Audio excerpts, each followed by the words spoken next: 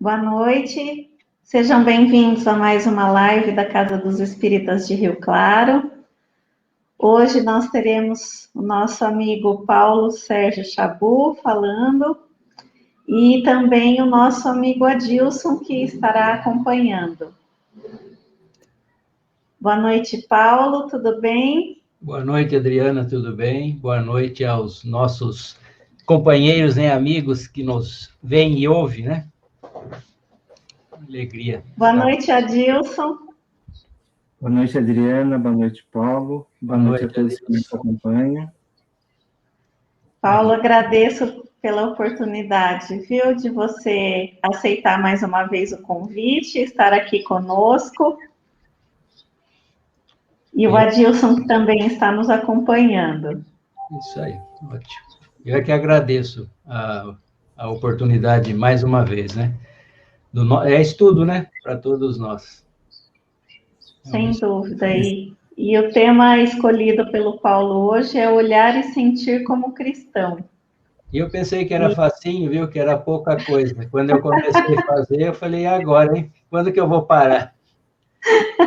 Não tem fim, né? Não tem, viu?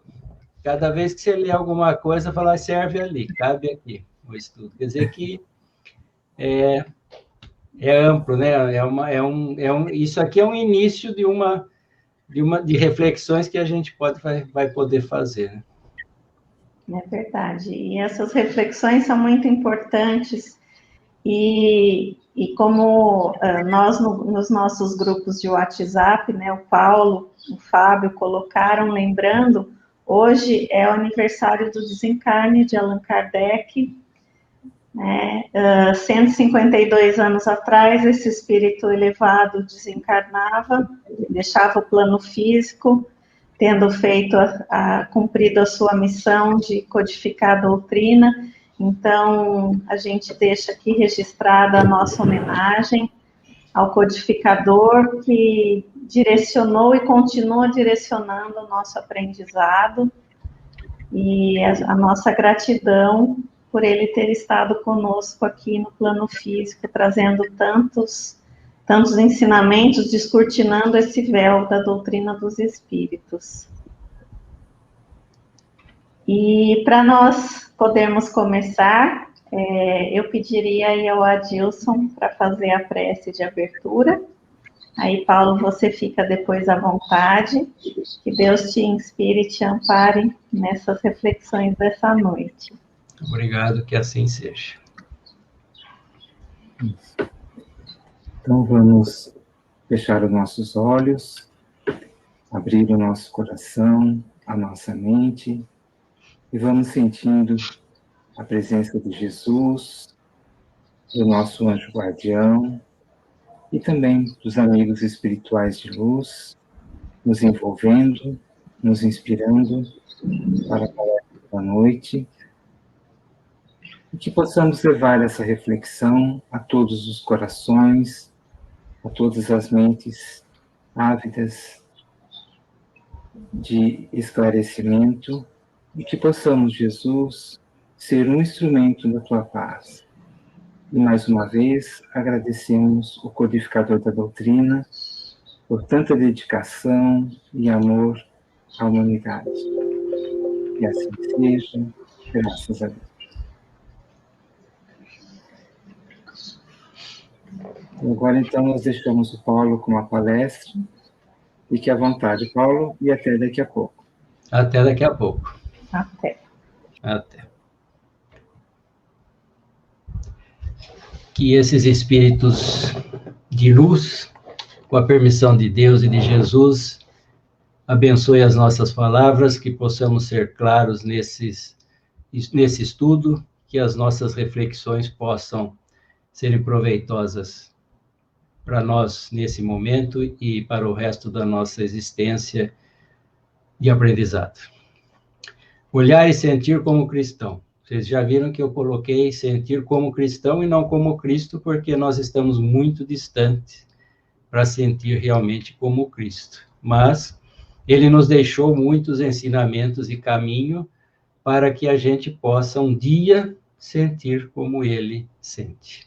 porque estamos todos em processo de evolução, e alcançaremos essa perfeição relativa a que todos estamos suscetíveis, né, sujeitos a ela. Reconhece-se o cristão pelas suas obras. Lá no Evangelho segundo o Espiritismo, no capítulo 18, no item 16, nós temos essa orientação. Em O Livro dos Espíritos, nós temos considerações sobre a pluralidade das existências. Trata do tema raças inferiores, homens inferiores. Então temos: a doutrina espírita tem mais amplitude do que tudo isto. Segundo ela, segundo a doutrina espírita, não há muitas espécies de homens. Há tão somente homens cujos espíritos estão mais ou menos atrasados. Porém, todos suscetíveis de progredir. Não é este princípio mais conforme a justiça de Deus? Essa consolação, ele, o Espiritismo, o cristão, quer dizer, ele a encontra no sentimento cristão, que lhe dá a esperança de melhor futuro, e no Espiritismo, que lhe dá a certeza desse futuro. Então, essa consolação de que estamos em processo de progresso, de evolução, né, o cristão encontra essa esperança desse melhor futuro no cristianismo. E o Espiritismo vem explicar e esclarecer.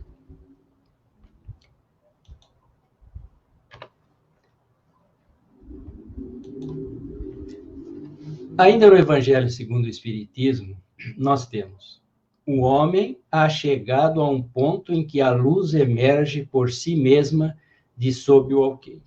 Quer dizer que nossa humanidade, nós já chegamos a um ponto em que a luz vai brilhar. Ele se acha maduro bastante para encará-la, tanto pior para os que não ousem abrir os olhos.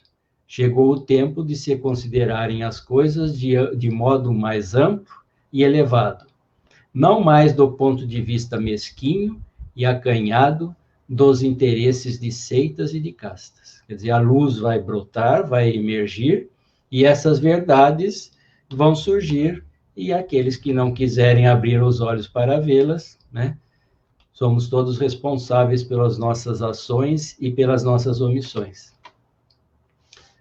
E aí nós trouxemos uma passagem que é narrada por Hilário Silva, no livro A Vida Escreve, que foi ditado a Francisco Cândido Xavier, e a Valdo Vieira. Essa mensagem especificamente foi ditada a Valdo Vieira.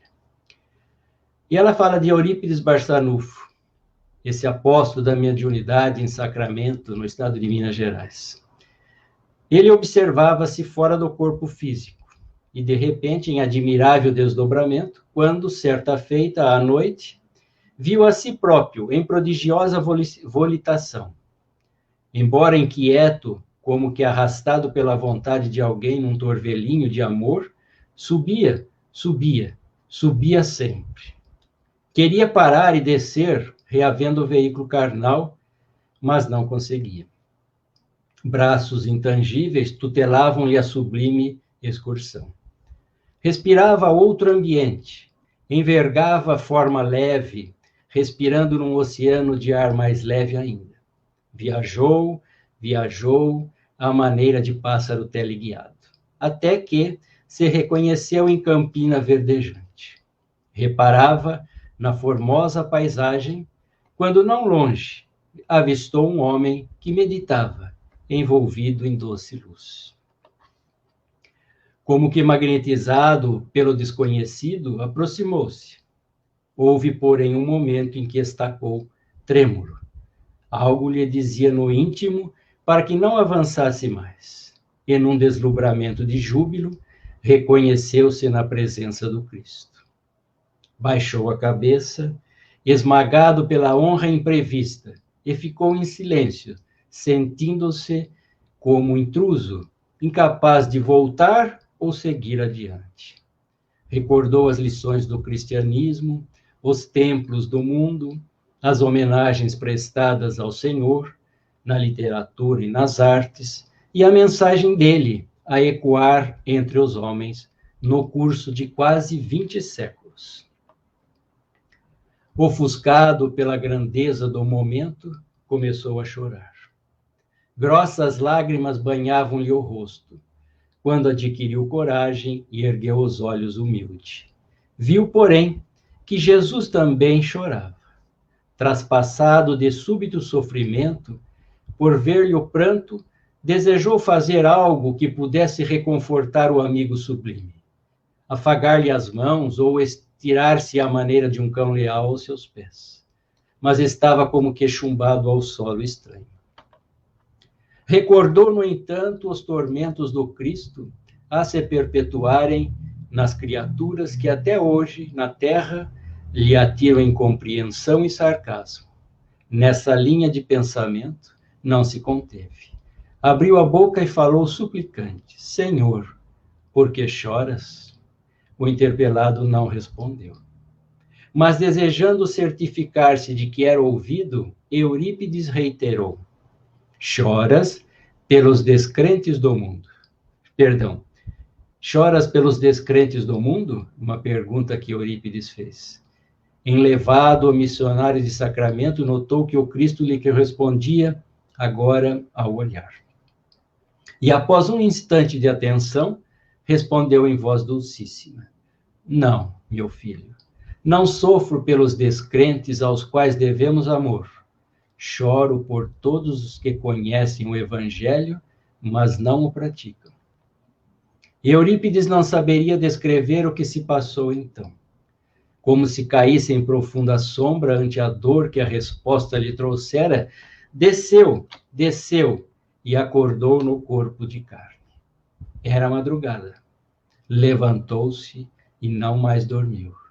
E desde aquele dia, sem comunicar a ninguém a divina revelação que lhe vibrava na consciência, entregou-se aos necessitados e aos doentes, sem repouso sequer de um dia, servindo até a morte. Quando, é uma colocação que fazemos, quando ele retorna ao corpo e desperta, põe-se em serviço ao próximo, sem ponderar sobre as dificuldades para concretizá-las, pois sabe o que tem que fazer e, mais ainda, o que precisa realizar. Eurípides Barçanufo desencarnou aos 38 anos de idade no dia 1º de novembro de 1918, vítima da gripe espanhola. Desencarnou tratando e cuidando, mesmo após haver contraído a doença, continuou atendendo e tratando aos seus irmãos, ao próximo, né, como gostaria de ser tratado. Então, olhar e sentir como cristão. Esse irmão fez isso. O apóstolo Paulo, em suas epístolas, referia-se aos cristãos como cartas vivas do Evangelho. Então, todos nós que nos dizemos cristãos, somos cartas vivas, quer dizer, a carta leva uma mensagem, conduz uma mensagem, traz uma mensagem. Então, nós, aonde estamos falando, agindo, nós somos cartas vivas mostrando, né, ou deveríamos estar mostrando aquilo que o Cristo nos ensinou, a ter esse olhar, né, a sentir como ele. E tinha razão, Paulo, pois o cristão verdadeiro carrega o Cristo dentro de si, verdadeiro.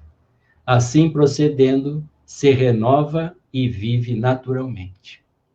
Como um passo inicial para a vivência de dias melhores, o cristão está convocado para a missão de edificar o bem em toda parte, consolidando a paz no trato com os semelhantes. Então, essa é a nossa obrigação, nosso dever, né?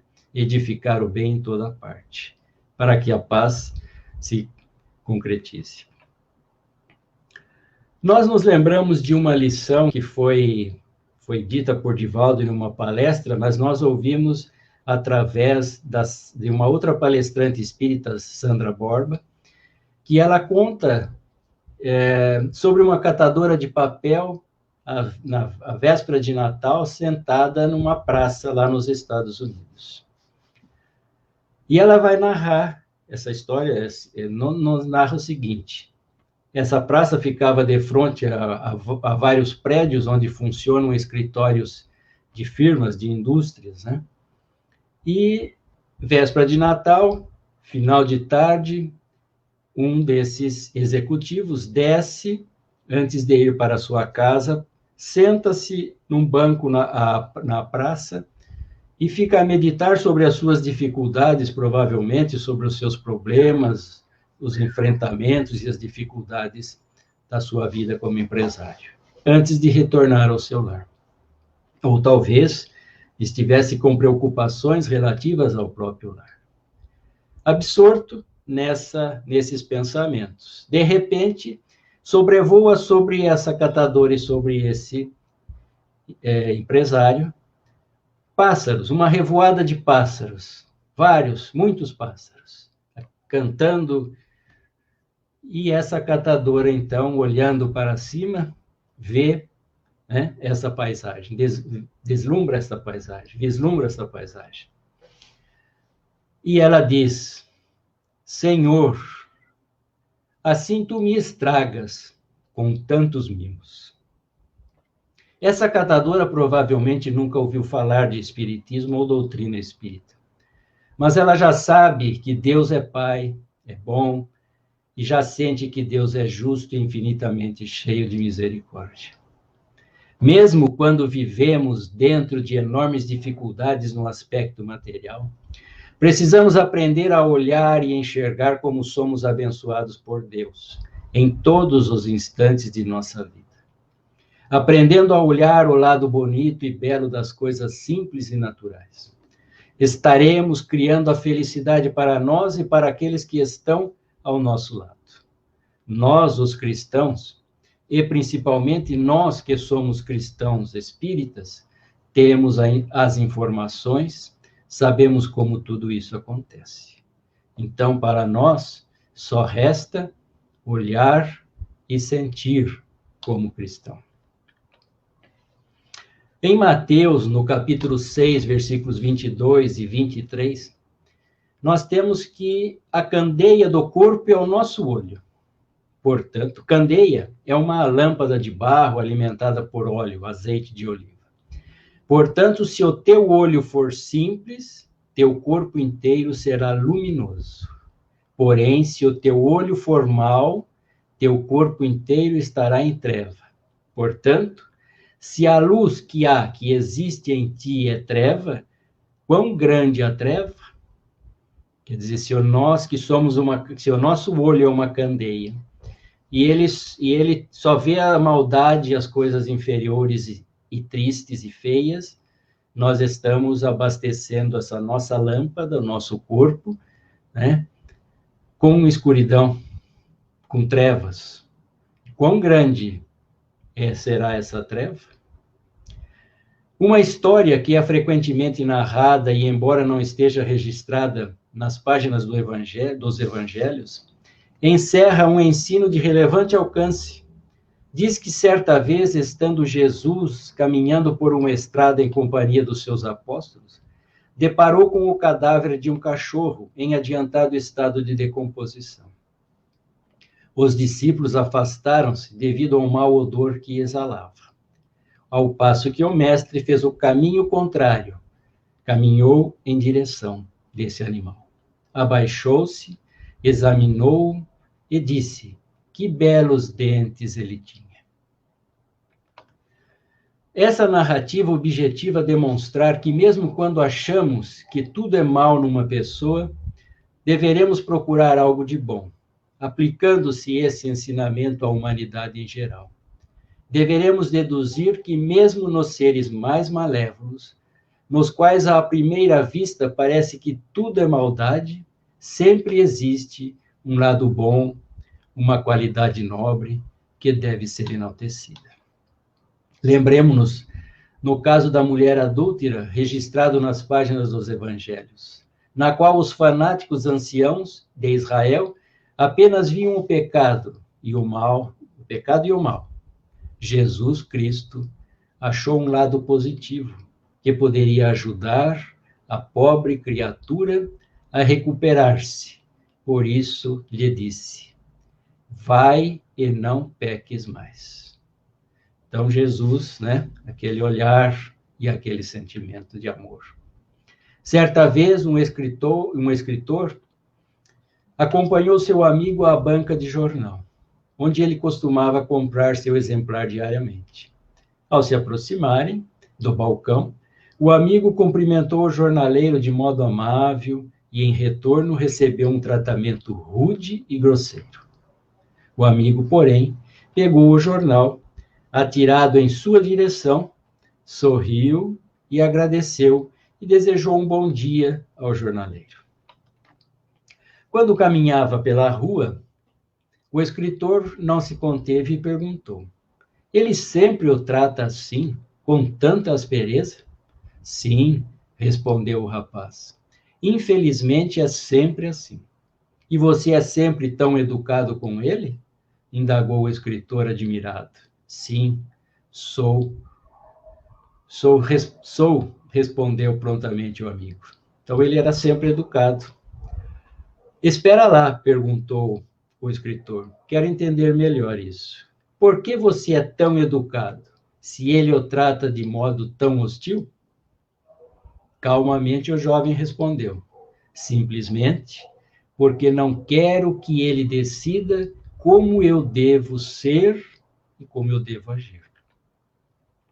Quando nós entendemos que não são os outros os responsáveis pelas nossas ações, palavras, pensamentos, quando não reagimos a tudo em todas as ocasiões, mas sim temos um comportamento de compreensão, de tolerância, de fraternidade, de entendimento, né? Nós podemos nos colocar no lugar do outro e nos perguntarmos: o que pode estar conduzindo essa pessoa a falar assim, a agir assim? Nós já sabemos, né, que as coisas ocorrem dessa forma. O que nos resta? Olhar e sentirmos como cristãos. Se os homens se amassem com mútuo amor, mais bem praticada seria a caridade. Mas, para isso, mister fora vos esforçasseis por largar essa couraça que vos cobre os corações, a fim de se tornarem eles mais sensíveis aos sofrimentos alheios. A rigidez mata os bons sentimentos. O Cristo jamais se excusava, não repelia aquele que o buscava, fosse quem fosse, socorria a mulher adúltera como o criminoso, nunca temeu que sua reputação sofresse por isso. Quando o tomareis por modelo de todas as vossas ações? Quando o tomaremos? Se na terra a caridade reinasse, o mal não imperaria nela. Fugiria envergonhado, ocultar-se-ia, visto que em toda parte se acharia deslocado. O mal, então, desapareceria. Ficai bem certos. Começai vós por dar o exemplo. Sede caridosos para com todos indistintamente. Esforçai-vos por não atentar nos que vos olham com desdém e deixai a Deus o encargo de fazer toda a justiça. A Deus que todos os dias separa no seu reino o joio do trigo. O egoísmo é a negação da caridade. Ora, sem a caridade, não haverá descanso para a sociedade humana. Digo mais, não haverá segurança. Com o egoísmo e o orgulho, que andam de mãos dadas, a vida será sempre uma carreira em que vencerá o mais forte, uma luta de interesses em que se calcarão aos pés as mais santas afeições, em que nem sequer os sagrados laços da família merecerão respeito. Esta orientação está no Evangelho segundo o Espiritismo, ditada pelo espírito de Pascal, em Sens, no ano de 1862, na codificação de Kardec, ao quem devemos muita gratidão por nos trazer, através dele, do seu conhecimento, do seu trabalho, nos trazer essa obra que nos permite entendermos com mais clareza as leis de Deus. Trouxemos uma outra passagem, uma outra história, para mostrar que não foi só Jesus que que teve esse olhar e esse sentimento de amor. Outros irmãos, outras pessoas, citamos alguns, mas muitos, quando nós começamos a observar, muitas vezes até nós já praticamos esse olhar, embora devêssemos tornar isso uma rotina. Mas nesse aprendizado, nós tornaremos uma rotina olhar e sentir como cristão. Senhor Ricieri era um bucheiro lá na cidade de Araçatuba, e Dona Benedita Fernandes, a dama da caridade. Bucheiro era alguém que, com uma carroça, com a fechada de folhas, vendia miúdos de bovino, rins, fígados, pedaços de carne, né? Hoje, muitos dos jovens que estão nos ouvindo só sabem disso se procurarem no Google, não conheceram. E, além do bucheiro, a Dona Benedita Fernandes, que depois ficou conhecida como a Dama da Caridade. Dona Benedita Fernandes, que nasceu em 27/6/1883 na cidade de Campos Novos da Cunha, em São Paulo. Na realidade, Campos Novos da Cunha é um distrito de Cunha, lá no Vale da Ribeira. Portadora de doença mental, entre aspas, porque o que ela tinha realmente era uma obsessão pertinaz, perambulou pelas cidades da região noroeste de nosso estado até localizar-se na cidade de Penápolis. Curada, ela segue para Araçatuba. Vejam que ela atravessou o estado e foi parar lá em Penápolis e depois chegou a Araçatuba. São os destinos, né? As nossas necessidades. Certa feita, narra uma das histórias com ela, que ela depois que melhorou, criou uma creche, né, construiu uma tapera, onde ela recolhia essas crianças que estavam jogadas pelas ruas, né, lá de Araçatuba, e as tratava dentro das suas possibilidades. Certa feita, as crianças não tinham o que comer. Benedita explicou-lhes que se elas fossem ao portão, Jesus as auxiliaria. Porque ela ensinava as crianças a todo dia de manhã a rezarem a Jesus pedindo proteção, pedindo alimento.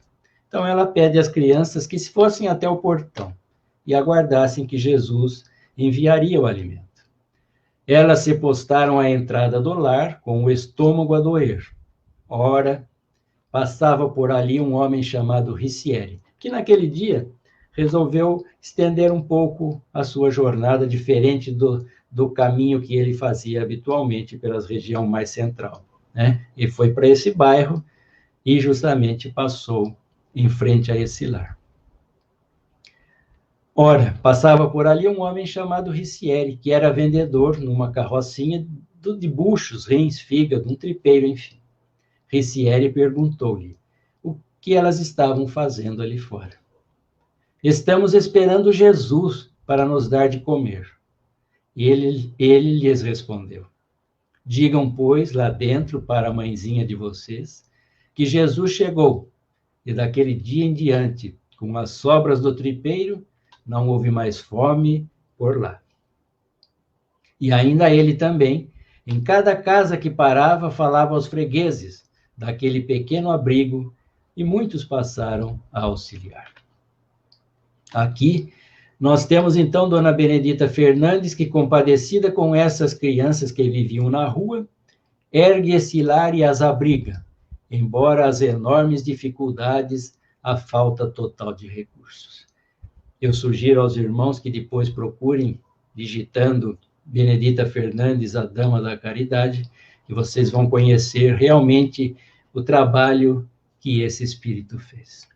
E o senhor Ricieri, que não hesitou em socorrer, ajudar, assim que viu a necessidade daquelas crianças. Não resta dúvidas que essas duas pessoas olharam e sentiram como cristão. Devem ter lembrado aquelas palavras de Jesus: fazer aos outros tudo aquilo que gostaria vos fizessem. Não pensaram, nossa, tem muita coisa para fazer. Simplesmente foram fazendo tudo conforme podiam, e o bem foi se multiplicando. Dr. Bezerra de Menezes, após um dia cansativo, pois havia atendido muitos pacientes, retorna ao lar e encontra sua filha, uma das suas filhas, bastante doente. Medica-a, mas não identifica a causa da enfermidade. Após o banho e o jantar, encontra-se preocupado com a situação da filhinha. Nisso, batem à porta. É uma mãe aflita que pede em nome de Jesus para que ele a acompanhe e trate de sua filha. Virando-se, vê a esposa com o olhar que pede-lhe, não vá. Porém, sua resposta é, em nome de Jesus, vou atender essa criança. E Jesus vai atender nossa filha. Parte com a senhora e realiza o tratamento e quando retorna, perdão,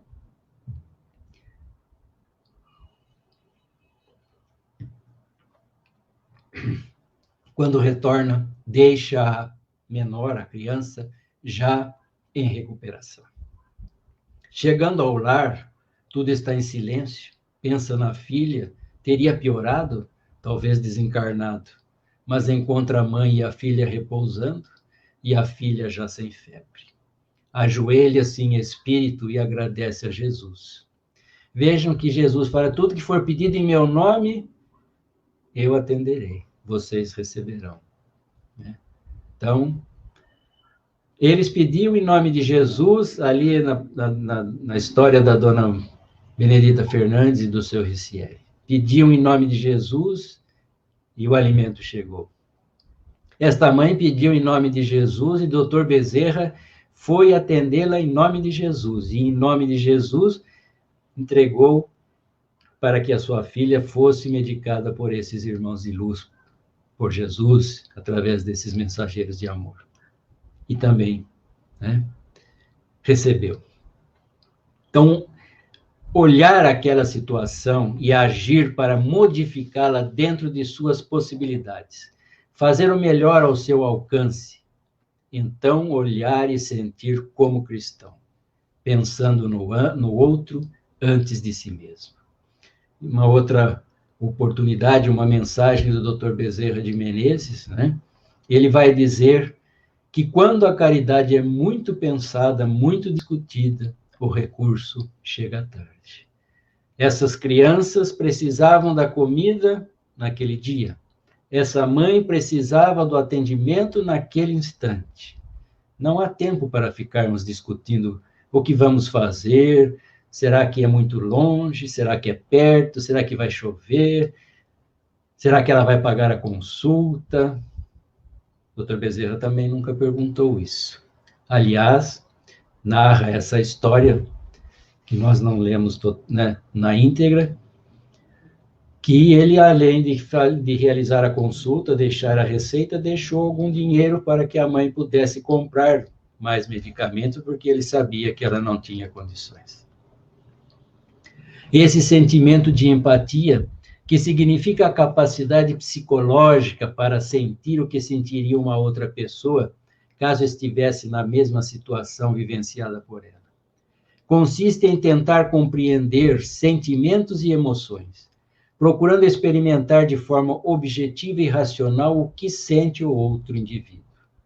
A empatia nos leva a ajudarem umas às outras.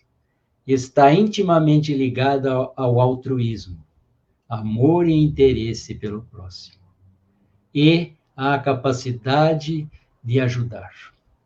Quando o indivíduo consegue sentir a dor ou o sofrimento do outro ao se colocar no seu lugar, desperta a vontade de ajudar e de agir, seguindo princípios morais. Pensa primeiro no bem-estar do outro. E nós chegamos lá em Jesus, naquela parábola do bom samaritano. E Jesus diz: um homem que descia de Jerusalém para Jericó caiu em poder de ladrões, que o despojaram, cobriram de ferimentos e se foram, deixando-o semi-morto. Aconteceu, em seguida, que um sacerdote, descendo pelo mesmo caminho, ouviu e passou adiante. Um levita, que também veio àquele lugar, tendo-o observado, passou igualmente adiante. Mas um samaritano, que não era lá grande coisa, os samaritanos não eram considerados grandes pessoas, eram considerados até pessoas desagradáveis, resumindo, né? Mas um samaritano, isso também Jesus quis dizer que em qualquer pessoa, qualquer um pode fazer o bem. Mas um samaritano que viajava, chegando ao lugar onde jazia aquele homem, e tendo-o visto, foi tocado de compaixão. Aproximou-se dele, deitou-lhe óleo e vinho nas feridas e as pensou, fez os curativos. Depois, pondo-o no seu cavalo, levou-o a uma hospedaria e cuidou dele. No dia seguinte, tirou 2 denários e os deu ao hospedeiro. 1 denário era o pagamento de um dia de serviço. Ele deixou 2 denários, né, com o hospedeiro, dizendo: trata muito bem deste homem, e tudo o que despenderes a mais, eu te pagarei quando regressar. Vejam, o samaritano se condoeu, teve compaixão, misericórdia daquele que estava caído, ferido. Fez os primeiros cuidados, poderia ter dito, agora ele que se vire. Não. Colocou-o no seu cavalo, levou-o a uma estalagem, a um hotel, né, da época, cuidou dele durante a noite. No dia seguinte, encarregou o hospedeiro, né, o dono da hospedaria, deixando-lhe recursos para que continuasse tratando e muito bem daquele homem que, se gastasse alguma coisa a mais, ele na volta pagaria, completaria o pagamento. E Jesus pergunta ao doutor da lei que o havia questionado, né, qual era o maior mandamento. E Jesus, então, pergunta ao jovem. E, dando-lhe essa resposta, vai lhe perguntar: qual desses 3 te parece ter sido o próximo? Porque o jovem queria saber quem era o próximo, né? Porque quando ele perguntou a Jesus qual era o maior mandamento, Jesus respondeu: amar a Deus, sobretudo. Perguntou a ele também para que ele respondesse, e ele mesmo respondeu, né? Amarás o teu Deus de todo o teu coração, de todo o teu entendimento, e ao teu próximo como a ti mesmo. E Jesus disse a ele, né? Disseste bem, vai e faze isso e viverás. Mas ele ainda, querendo tentar a Jesus, pergunta, e quem é o meu próximo? Jesus, então, narra-lhe essa parábola, que é cheia de ensinamentos, né? Parece apenas um ensinamento, mas não é. Nós vamos ver alguma coisa. Por fim, depois de narrar a parábola, Jesus pergunta novamente ao jovem: qual desses 3 te parece ter sido o próximo daquele que caíra em poder dos ladrões? O doutor respondeu: aquele que usou de misericórdia para com ele. Então, vai, diz Jesus, e faz o mesmo. E está em Lucas, capítulo 10, versículos de 25 a 37. Observemos que o samaritano, quando olhou para aquele homem, ele não viu nele um estranho, nem tampouco alguém que iria atrasá-lo em sua viagem. Mas viu nele um irmão que necessitava dele e naquele mesmo momento. Não lhe perguntou qual era a sua crença, não se preocupou com ele próprio, porque poderia também ser vítima daqueles que haviam atacado, né, aquele outro irmão. Apenas socorreu-o, prestando-lhe os primeiros socorros. Em seguida, coloca-o em seu cavalo e o conduz a uma pousada, demonstrando desprendimento, pois teve que ir caminhando a pé, né, até a hospedaria. Assim assim devemos olhar e sentir como um cristão.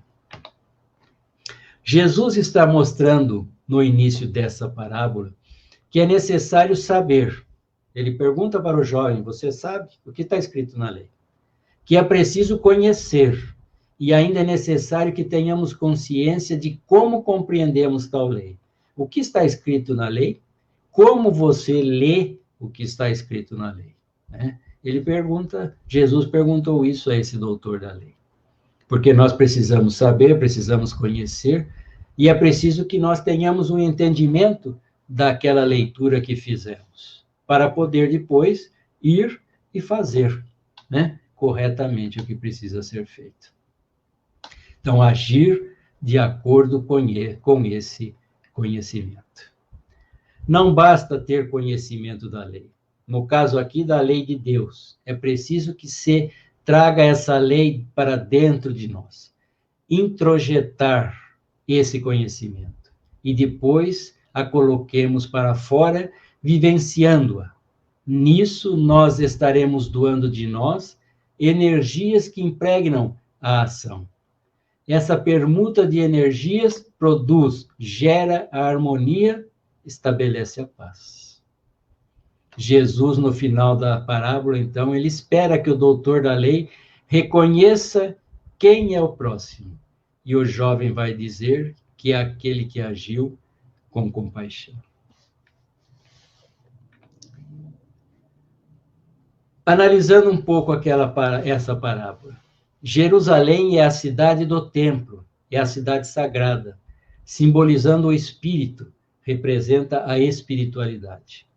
Jericó é a cidade que fica mais abaixo, é a cidade do comércio, feiras, câmbio, enfim, representa a materialidade da vida. Então, a busca do material, a busca do transitório. Ou seja, o sacerdote e o levita estão deixando o que é sagrado, porque eles desciam de Jerusalém, né? Como aquele que caiu nas mãos dos salteadores. Deixando o que é sagrado, o que é espiritual, e estão colocando o seu interesse nas coisas materiais. Assim, enxergam naquele que está caído alguém que poderia atrapalhar seus interesses materiais, passando de largo. Abandonar as coisas espirituais, colocar seu objetivo, nosso objetivo de vida, exclusivamente nas coisas materiais, é se expor nos expormos às influências negativas, pesadas, essa busca pela satisfação imediata dos prazeres materiais nos afasta do que é eterno, que é substituído, então, pelas utopias, fantasias, deslumbramento, que se desfazem deixando o vazio, que deprime, que adoece. Notemos que o samaritano não estava descendo. Ele está em viagem, passando por ali. Preparado, traz em si a certeza do homem justo e bom. Não se faz acompanhar do egoísmo, da vaidade, do sentimento de superioridade. Sabe das dificuldades de toda a viagem, se prepara e segue com confiança e fé, pronto a ajudar. Nós estávamos lendo e preparando essas reflexões e nós recebemos no WhatsApp da nossa irmã aqui de Santa Gertrudes, da Leila, esta mensagem que se encontra no livro Agenda Cristã, que foi ditado pelo espírito de André Luiz a Francisco Cândido Xavier, é a última lição, Conclusões, que diz o seguinte, que eu achei que ela fazia um fecho perfeito. Que a vida física é uma escola abençoada é insofismável.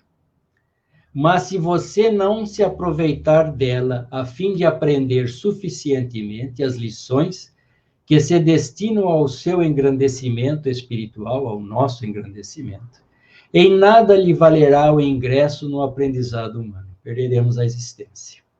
Que o caminho do bem é laborioso e difícil, não padece dúvida.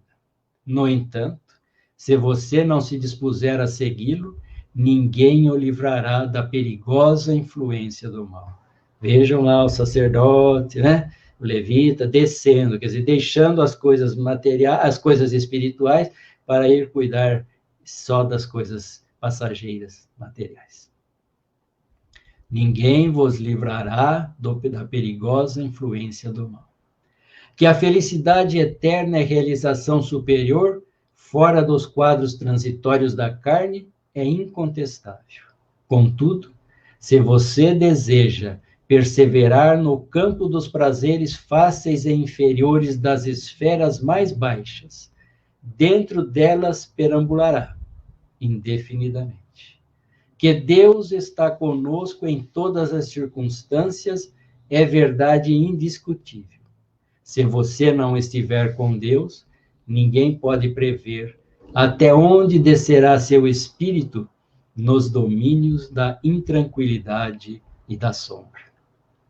Assim, ocorre porque todos os construtores do aperfeiçoamento espiritual não estão na Terra para vencer no mundo. Então, todos nós que estamos aqui construindo o nosso aperfeiçoamento espiritual, não estamos na Terra para vencer no mundo, mas, notadamente, para vencer o mundo em si mesmos, em nós mesmos, de modo a servirem ao mundo sempre mais e melhor. Esse trechinho está no Reformador de maio de 1963, na página 98. E nós gostaríamos de, com essa prece, com essa súplica que vamos ler, que foi proferida pelo nosso irmão, orador espírita Jorge Elahá Canto, lá de Rondônia, nesses últimos dias agora do mês também, né? E é uma súplica que nós fazemos e que ele fez e nós repetimos aqui, para que elevemos então os nossos corações a Maria, a Mãe de Jesus. Súplica a Maria é intitulada a mensagem e a prece. Maria de Nazaré, Senhora nossa, derrama as tuas bênçãos de paz sobre o planeta que teu Filho governa. Estende o teu manto de paz sobre todo o planeta, oferecendo a todos nós almas frágeis a caminho da perfeição, a oportunidade sagrada de sentirmos as bênçãos do teu amor divino derramado sobre as nossas vidas. Senhora, que os nossos corações, envolvidos pelas bênçãos e pela paz que tu reservas aos corações dos que padecem, que todos nós possamos sentir a tua presença neste momento, invadindo os nossos corações, enchendo as nossas almas da certeza de que não estamos sozinhos, dando a cada um de nós a lucidez que ainda nos falta, Senhora, de que a vida no corpo não é nada perante a existência espiritual. Ajuda-nos a compreender que a moléstia física, que os dramas da vida, que as nossas dificuldades, todas passarão.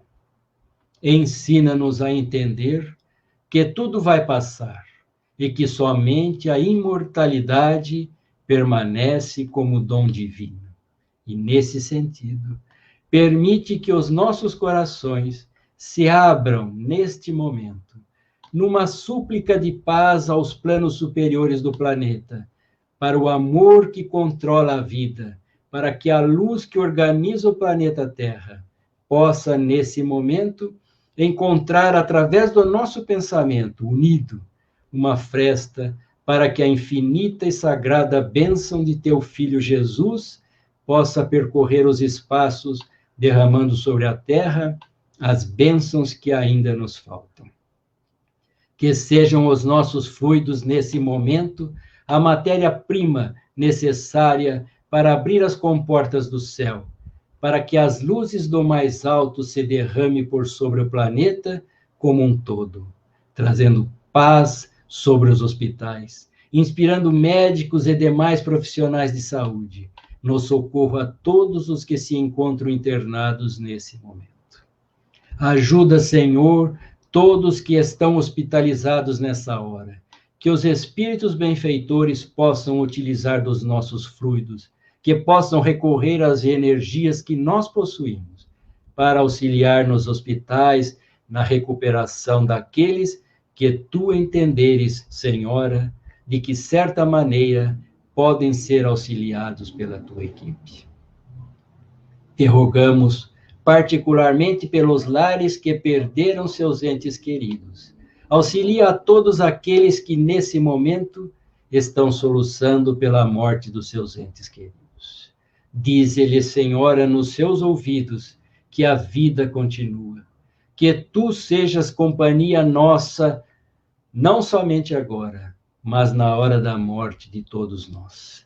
Que tu estejas presente nos desencarnes de todos esses companheiros, através dos teus inúmeros servidores ligados a ti. Que os samaritanos que agem em teu nome, no socorro dos que mais sofrem, possam, nesse momento, conseguirem acesso à mente dos que se encontram desesperados, inibindo determinadas ações que possam produzir sofrimentos desnecessários para a alma humana. E por fim, Senhora, te rogamos que tu destaques Celina, a tua tão fiel discípula, para que ela se apresente mais próxima de nós nessa noite.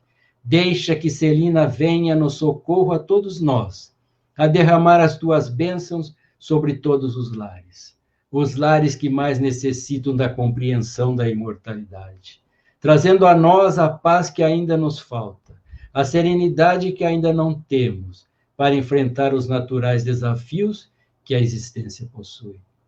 Fazes, por fim, Senhora, que todos esses momentos de dor, de perda, de tristeza, de angústia, possam resultar numa transformação efetiva da humanidade.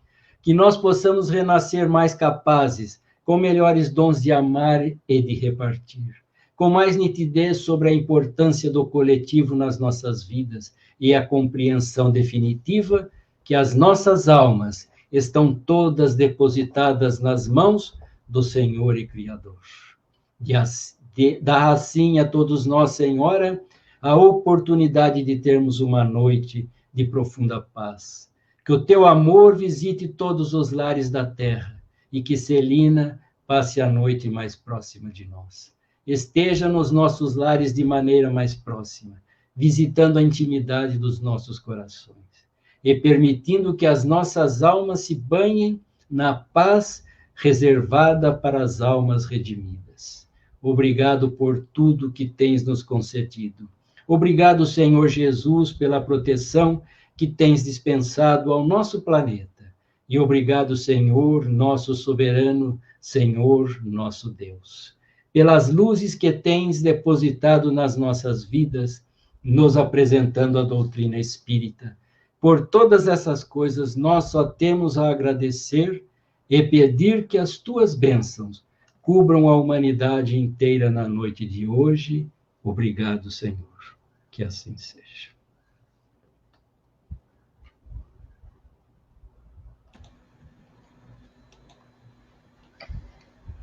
Paulo, muito obrigada pelas reflexões trazidas nessa noite. Nesse final de semana que é tradicionalmente comemorada a Páscoa, e que a gente acaba sempre focando na parte comercial da coisa, no ovo de Páscoa, e perde-se a essência, né, da importância desse símbolo que é Jesus. Então, é importante que a gente traga realmente esse olhar e sentir como cristão para a nossa vida, lembrando de Jesus, e você bem colocou aí em várias passagens, né, as formas como se olha e se sente como cristão. E nessa parábola aí do bom samaritano, é interessante a gente lembrar que Jesus, em todas as suas parábolas, ele sempre trazia as lições do sentir, sempre trazia as lições daqueles que eram à margem da sociedade da época, discriminados, vistos com um olhar, né? E que a gente possa trazer para hoje esse olhar e sentir também. Eu acho que essa é a mensagem, assim, que fica, né, muito presente. E quando você falou naquela passagem ali, né, do Dr. Bezerra, e você cita depois você cita aquele comentário, né, que muitas vezes, quando a gente está pensando, imaginando, planejando, às vezes a caridade vem tarde, né? Então, eu acho que é uma lição para nós também, nos dias atuais, né? Como que nós estamos trabalhando isso dentro da nossa vida, dentro do nosso círculo, dentro da casa espírita, como que a gente trabalha isso, né? Então, a gente está, assim, presente, ou a gente está planejando e ponderando muito e a ação está ficando para depois. Eu acho que são reflexões importantes da gente fazer. E eu gostei, assim, bastante de você ter trazido essas colocações. Quando você falou da Benedita Fernandes, né, que é uma história muito bacana, e comentou para as pessoas procurarem, acho que vale a pena, sim. E aí eu vou dar um spoiler, porque na segunda temporada dos personagens do Espiritismo, do canal Espiritismo em Ação, a gente vai falar sobre ela. Então, eu já estou dando um spoiler aí. É muito, muito bonita a história dela, né? Muito, muito, um espírito de muita luz, né? Nossa, é uma coisa que emociona realmente, né? Sem Como dúvida. você vê uma pessoa que era tida como louca, né? Por causa da obsessão que ela tinha. E transformar-se, né?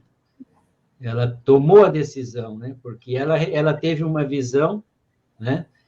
Que se ela passasse a ajudar as pessoas, se ela se comprometesse a ajudar o semelhante, ela ficaria curada, né? Daquela obsessão, e ela assumiu o compromisso e cumpriu a risca. Bonito, muito bom para a gente fazer todas essas reflexões, essas análises, né? Porque realmente... Pode falar. É empatia, né? É você se Empatia. colocar no lugar do outro. Você deixou bem colocado isso com várias passagens para a gente, né? É a gente esquecer um pouquinho da gente e ter esse olhar para o próximo, né? Não ficar protelando tanto em ajudar, o momento certo para ajudar, né? Quando eu me aposentar, quando eu ganhar na loteria, quando isso, quando aquilo, e aí pode ser tarde demais, né?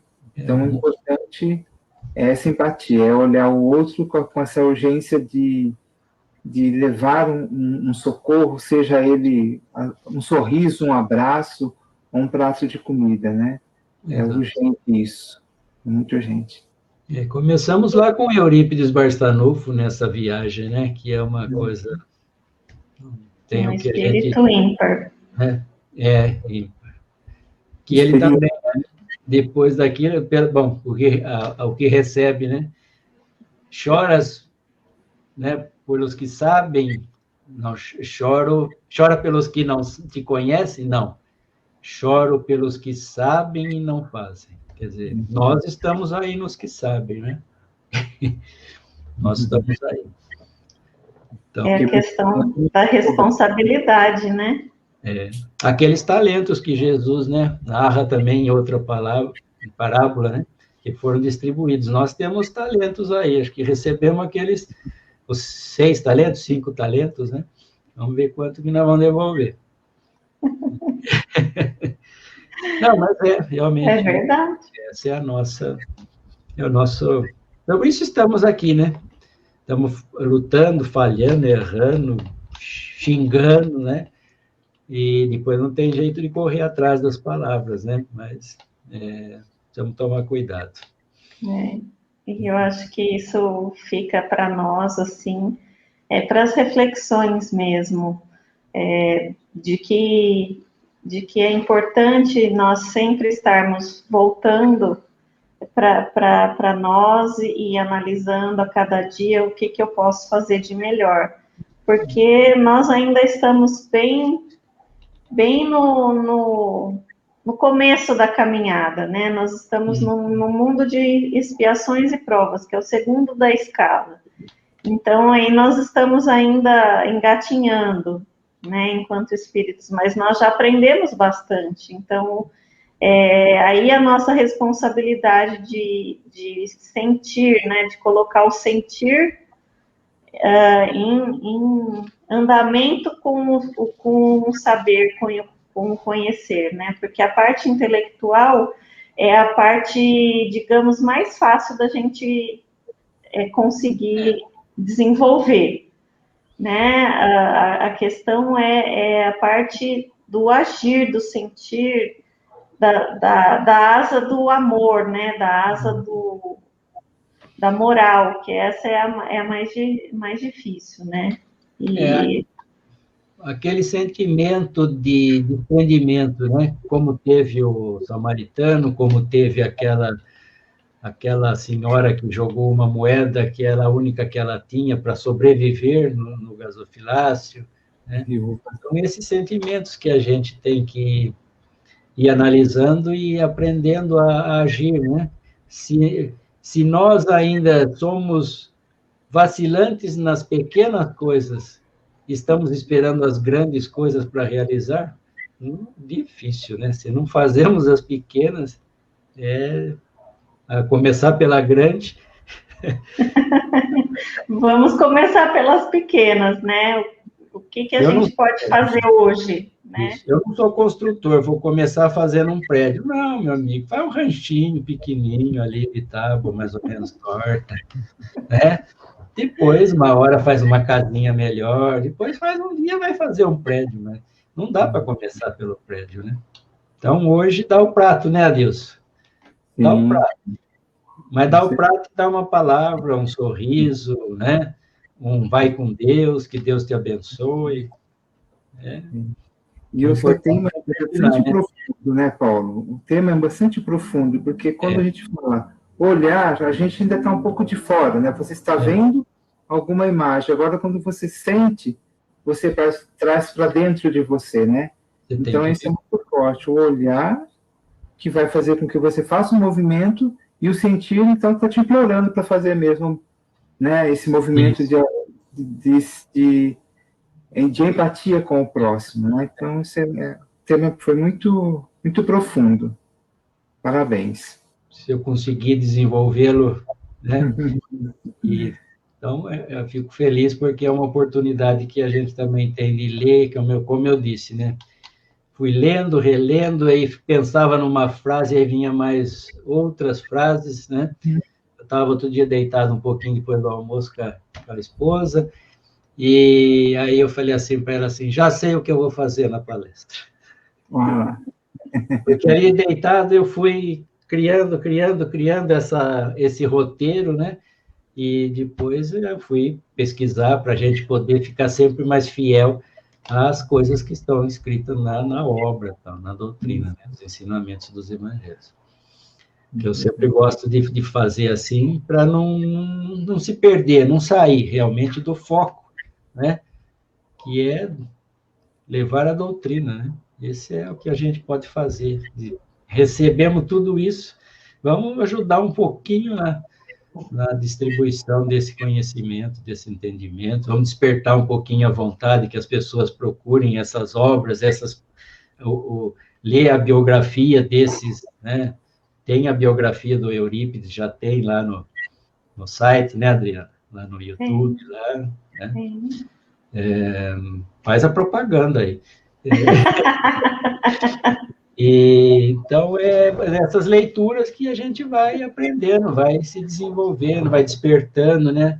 Aquelas pessoas que possam ter nos ouvido ou que vão ouvir, que às vezes vão ouvir pela primeira vez alguma coisa, vão ficar sabendo que aqui na doutrina espírita nós somos cristãos, em primeiro lugar.